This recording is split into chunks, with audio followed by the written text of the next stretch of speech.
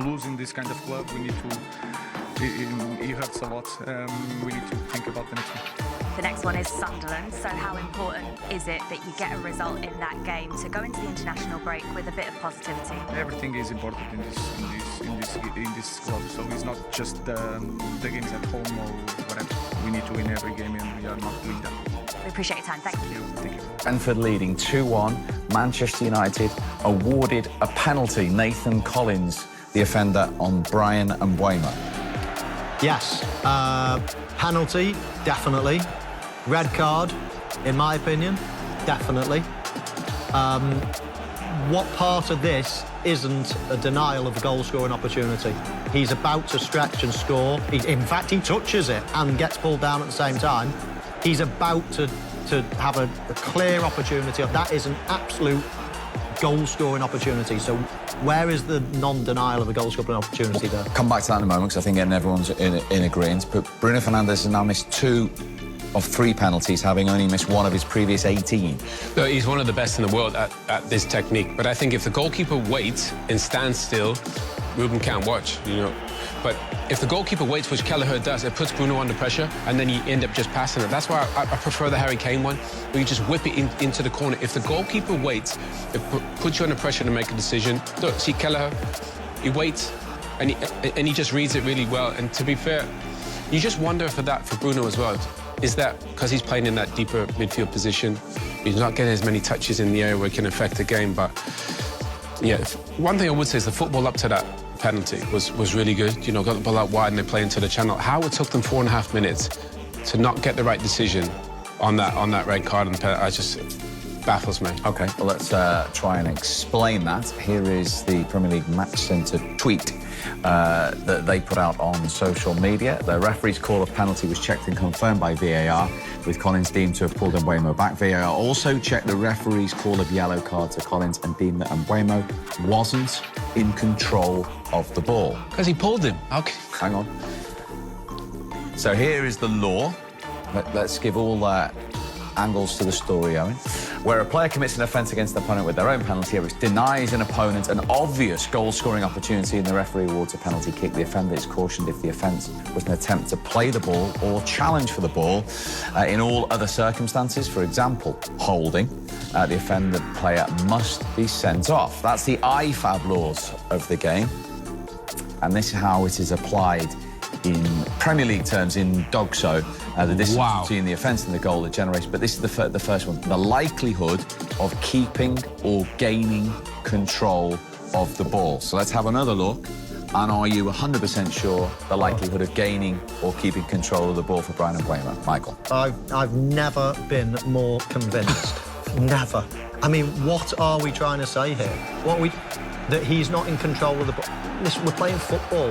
We don't play rugby here. The ball is never in our hands. We're not carrying it. The ball is in his control. It's right in front of him. He's about to score. How's that not in his control? He's like, whose control is it? The goalkeeper's? The referee's? If he's not fouled, Mo, he'll be in control.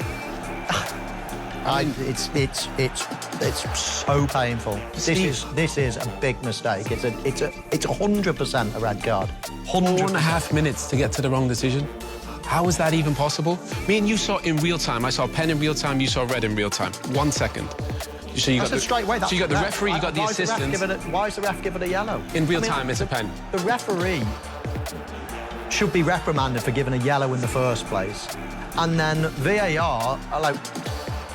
They're obviously there, and I'm a big fan of VAR, but that's what they're there for now, is to correct that and say, do you know what? There was nowhere to play the ball. If he slides in trying to get the ball and he brings him down, then it's a yellow, absolutely, because he's made an attempt to play the ball. Reaching and pulling with no attempt is not an attempt to play the ball. Therefore, it has to be a red card. There is no other way. And to say he's not in control of it, well, you could say that about virtually every happening in football. If I run through on goal one-on-one, I still haven't touched the ball, but it's right in front of me, I'm about to play it and someone pulls me. Does that mean I'm not in control of the ball because I haven't touched it yet? Do I have to touch the ball? Most finishers are one touch. So that, in theory, you're saying that we're never in control of the ball. It's right in front of him. He's wrong side anyway. He's wrong side, Collins is anyway. What part of not in control is he? It's It's an incredible decision. It is the most blatant red card there can be. That is. That's like, what part of it isn't a red card? So the question is, you both think that's a blatant red card. For the remaining period, would the 11 of Manchester United have really troubled the 10 of Brentford? Well, They would have liked to have had the opportunity. Well, you would have thought so. Anyway, bear in mind, Man United didn't play well enough to win this game. But that decision had an impact on the game. Without question, you know, we can't deny that. Obviously, Bruno misses the penalty. But if there's 4 of them there and up in the booth as well, you got to get that right. I mean, we're seeing it in real time. We're not refs. Okay, we played, but we know. They got to get that right. They just can't not. It doesn't dismiss the fact that United were poor today and deserve to lose the game. But they're there to get those decisions right. They didn't get it right. Brentford, and we saw the scenes at the end, that they clinched it with a well-worked goal. A super strike from Jens. But you like Yarmulke in the build-up? Yarmulke was fabulous, to be fair. Igor Thiago was great. Look at this football, by the way. A little bit around the corner. Ooh, little dink over the top there, and then the counter's on. Watch this run from Yarmulke, which makes the goal. Obviously, it's a great strike. Look at the run, makes space. You know, it's... And obviously, Man United are pressing. It looks a bit like the City goal, you know, the third one. Everybody's up, and you counter. OK, the football's really good, but they're just too open at the back. You know, the first goal was the same, wasn't they? Everybody's up and playing behind. Long balls they didn't deal with in that third goal. And to be fair, said Jansen, he probably deserved that. You know, they were the better side, played fantastic. And Yarmulke with Igor Thiago they were probably the 2 best players on the pitch. What was the goalkeeper doing there? Getting out of the way. Getting out of the way. It went right in the middle of the goal. I mean, I don't know what he was... Listen, it didn't matter. It was the last seconds of the game. Manchester United deserve to get beat. They will feel very aggrieved that they weren't. Penalty could have been 2-2 and against 10 men. The whole game should have turned over in the space of seconds there.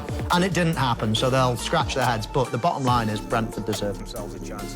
This giant football club takes 1 step forward and takes 2 steps back. And an elite manager like Ruben Amorim cannot put back-to-back wins in the Premier League. We are in a situation where he must do his team talk, and then as the players run out, cross his fingers, cross his toes, and hope he gets a performance. There is no trust between the manager and the players, and until that changes, we're going to keep seeing the same. Tim, how much is it manager today? How much is it players? Oh, it's frustrating. It's players.